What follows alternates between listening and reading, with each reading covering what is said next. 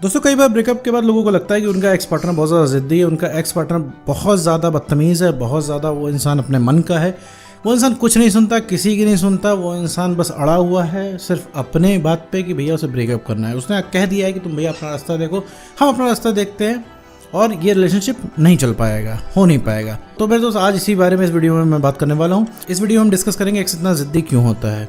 तो चलिए बिना वक्त गवाए इस वीडियो को शुरू करते हैं।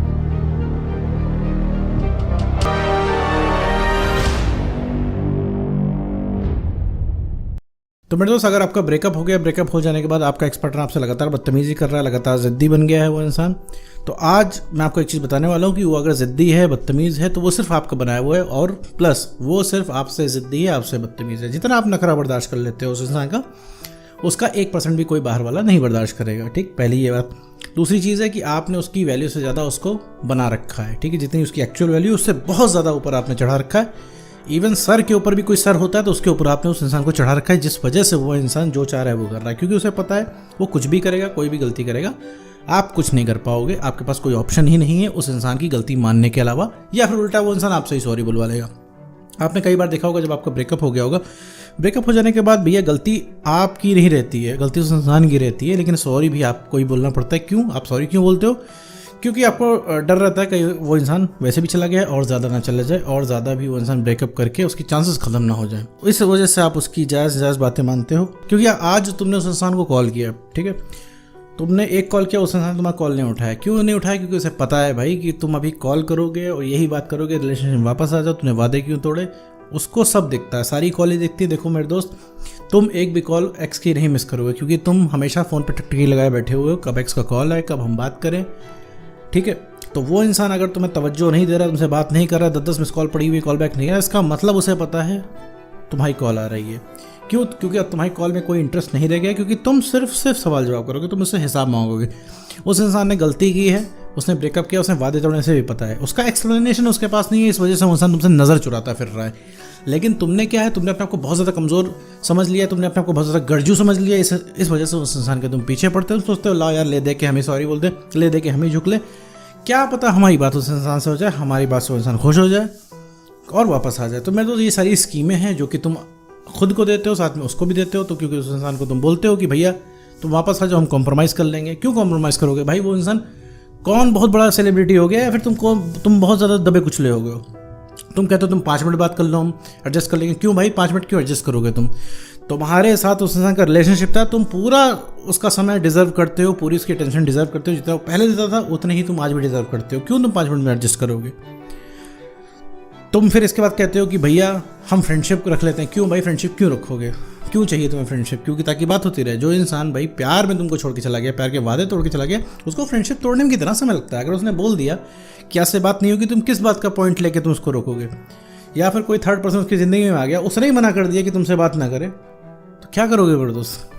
किस बात को लेके उससे बहस करोगे? जो आज तुम इस बात को लेके बहस नहीं कर पा रहे हो कि भैया तुम रिलेशनशिप तोड़ के जा रहे हो, क्या हो गया, क्यों जा रहे हो, क्यों किया तुमने ऐसा? जब तुम्हारा इस बात का वो जवाब नहीं दे रहा है, तो कल क्या इस चीज़ का जवाब देगा कि भैया तुम फ्रेंडशिप तोड़ के क्यों जा रहे हो? तो मेरे दोस्त ये सारी चीज़ें जो हैं, आप अपने आप को रिलैक्स करने के लिए देने की कोशिश करते हो, सोचते हो किसी भी तरीके से बात बन जाए, उस इंसान से बात हो जाए, और वो इंसान चढ़ जाता है एकदम तुम्हारे सर पे। इस वजह से वो इंसान बदतमीज़ है। क्यों? क्योंकि तुम बर्दाश्त करते हो। तुम देखो जिस तरीके से वो बदतमीज़ी करता है, उस तरीके से कोई और बदतमीज़ी तुमसे करे तो मुझसे पूरे जीवन भर बात नहीं करोगे। लेकिन एक्स क्या है? एक्स से तुम बात करते हो क्योंकि तुम्हें पता है कि वो इंसान तुम्हें पहुंच से बाहर है, क्योंकि तुम एक्स का बर्दाश्त करते हो। ठीक है, तो क्यों ना उस इंसान का दिमाग खराब हो, क्यों ना उस इंसान को ईगो है इस चीज़ का, क्योंकि उसे पता है वो कोई गलती करेगा तुम्हें झक मार के माफ़ करना पड़ेगा। क्यों? क्योंकि भैया तुम्हें बात करनी है, क्योंकि तुम झुके हुए हो तुम ऑलरेडी। तो यहाँ पे मेरे दोस्त इस वजह से ज़िद्दी होता है। तो लगता होगा लोगों को भैया हमारा एक्स पार्टनर नॉर्मल नहीं है, हमारा एक्स पार्टनर ज़िद्दी बहुत है, वो नहीं आएगा। ऐसा कुछ नहीं होता है, हर इंसान झुकता है, बस झुकाने वाला होना चाहिए। अब तुम क्या है, तुम्हारे पास कोई ऑप्शन तो बचा नहीं है। तुम्हें अभी कहा जाए कि भाई एक्स को कॉल करो, नॉर्मल बातें करो, तुम बात नहीं कर पाओगे उससे, तुम कहीं ना कहीं बहस कर लोगे, तो सेंटी हो जाओगे, कुछ ना कुछ तुम इधर उधर कर दोगे। तो अभी बात भी नहीं करनी है तुम्हें, सबसे पहले अपने आप को इमोशनली स्टेबल बनाना है मेरे दोस्त। और रही बात, एक्स सबका ज़िद्दी होता है क्योंकि हर इंसान ने उसकी वैल्यू ज़्यादा उसको चढ़ा रखा होता है। आज तुम्हें एक्स से काम है, एक्स से तुम्हें स्वार्थ है, एक्स की कंपनी तुम्हें अच्छी लगती है, तुम्हें ब्रेकअप करने का आज मन नहीं है, तुम्हें एक्स चाहिए, तुम्हें मोमेंट रिपीट करने हैं जो रिलेशनशिप की शुरुआत के थे। इस वजह से तुम लगातार पीछे भाग रहे हो। तो ये कंक्लूजन खुद में मत ड्रॉ करो, ये निष्कर्ष मत निकालो कि तुम्हारा कुछ नहीं होगा, तुम्हें ऐसे लूजर का जीना पड़ेगा। नहीं मेरे दोस्त, थोड़ा सा अपनी वैल्यू थोड़ा रियलाइज़ करो, तो वो इंसान भी कंट्रोल में होगा, वो इंसान भी काबू में आएगा।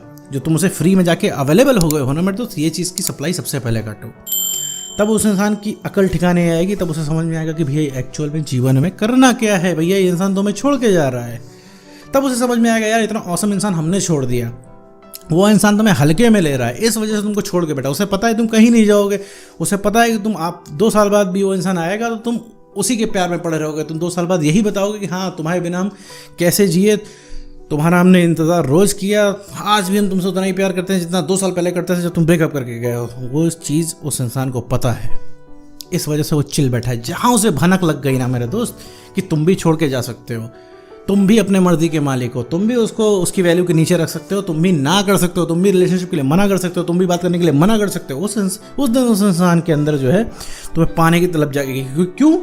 क्योंकि तुम उस इंसान की पहुंच से बाहर हो रहे हो। तुम्हें दोस्त पहुंच से बाहर होना है, एटलीस्ट उस इंसान को भी खोने का डर हो। ये होगा कैसे?